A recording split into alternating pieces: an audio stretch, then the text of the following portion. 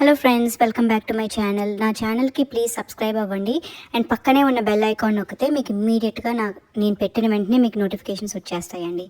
ఈరోజు మనం చికెన్ తవా బర్గర్ ఎలా చేయాలో చూద్దాం. దీన్ని మనము రెస్టారెంట్స్లోని, ఫాస్ట్ ఫుడ్స్లోని బండిల్ మీద చేసుకుంటారండి. దీన్ని ఇంట్లోనే స్లోగా ఈజీగా 15 నిమిషాల్లో అయిపోయేటట్టు మీకు నేను చెప్తాను. ఈరోజు ఇలాగ ఒక ప్యాన్ తీసుకొని కొంచెం ఆయిల్ పోసుకొని బోన్లెస్ చికెన్ తీసుకుని చిన్న చిన్న ముక్కలుగా కట్ చేసుకుని ఇలా వేసుకుని ఫ్రై చేసుకోండి.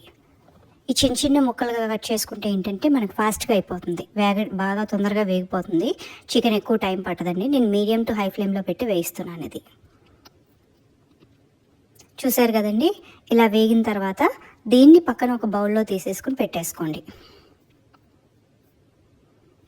ఇప్పుడు సేమ్ ప్యాన్లో కొంచెం బటర్ కానీ నెయ్యి కానీ మీ దగ్గర ఏది ఉంటే అది వేసుకుని ఇలాగ ప్యాన్ అంతా కొంచెం పరుచుకోండి దాన్ని. ఇప్పుడు ఇలా మొత్తం పరిచిన తర్వాత బాగా వేడెక్కిన తర్వాత దీంట్లో కొంచెం ఫస్ట్ కరివేపాకు వేయండి. ఒక రెబ్బ కరివేపాకు సరిపోతుందండి. ఇలా కరివేపాకు చిటపట్లాడిన తర్వాత దీంట్లో అప్పుడు సన్నగా తరిగిన ఉల్లిపాయ ముక్కలు, ఒక చిన్న ఉల్లిపాయ సరిపోతుందండి. ఉల్లిపాయ అస్సలు ఎక్కువ పట్టదు దీనికి మనకి. ఇలా వేయించుకుని అండ్ పచ్చిమిరపకాయలు, ఒక 2 పచ్చిమిరపకాయలు సన్నగా తరిగినవి, సన్నగా కట్ చేసుకున్నవి చిన్నగా వేసేసుకుని ఇలా వేయించుకోవాలి.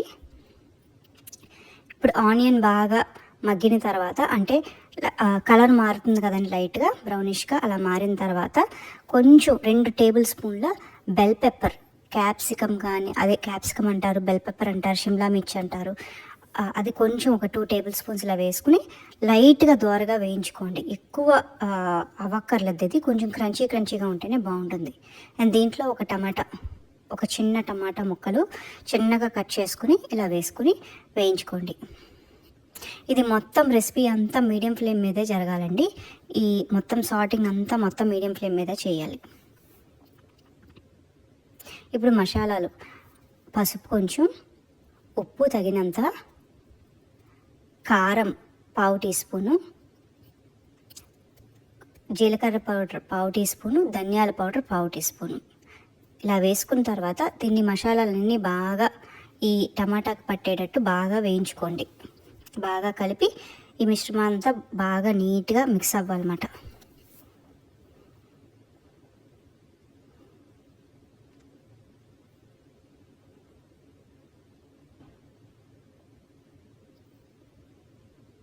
ఇది ఇలా 1 నిమిషం వేగిన తర్వాత అండి దీంట్లో కొంచెం పావు బాజీ మసాలా, ఒక 1/2 టీ స్పూన్ పావు బాజీ మసాలా వేస్తున్నాను ఇక్కడ నేను. అదే దీనికి టేస్ట్ అండి.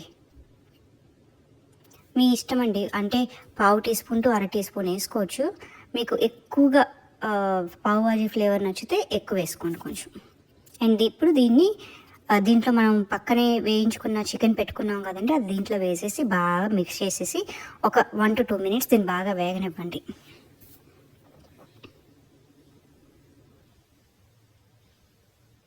ఇలా వేగిన తర్వాత ఈ మిక్చర్ని పక్కన పెట్టేసుకోండి.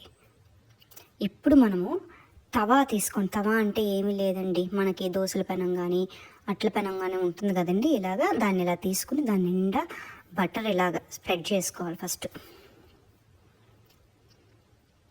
అండ్ మన దగ్గర బన్నలు ఉంటాయి కదా, ఆ బన్నలు ఇలాగ పెట్టేసుకుని ఆ బన్నల్ని లైట్గా టోస్ట్ చేయండి ఇట్లా ఆ బటర్ మీద.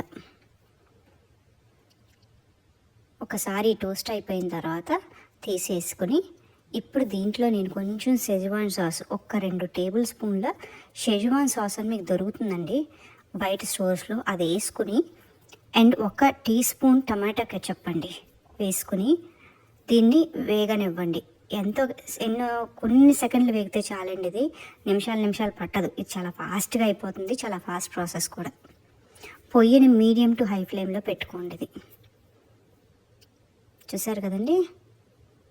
ఇలా వేగిన తర్వాత ఇప్పుడు బన్నులు పక్కన పెట్టుకోండి. దీని మీద మిక్చర్ మీద పెట్టద్దు, పక్కన సైడ్కి పెట్టుకొని మీరు పక్కన పెట్టుకుని చికెన్ ఉంది కదండి, అది ఆ బన్నుల మీద పేర్చేయండి.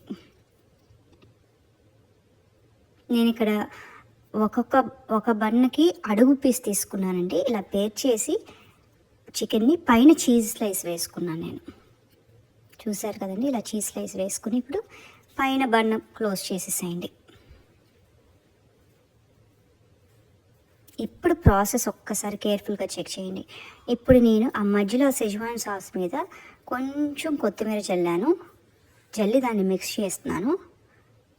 మిక్స్ చేసి ఇప్పుడు ఈ బన్నుని మొత్తంగా తీసుకుని అలాగా రోల్ చేయాలండి. దాని మీద ఆ సెజ్వాన్ సాస్కి మొత్తం రోల్ చేయాలి, ఈ బన్ను చుట్టూరా రోల్ చేయాలన్నమాట.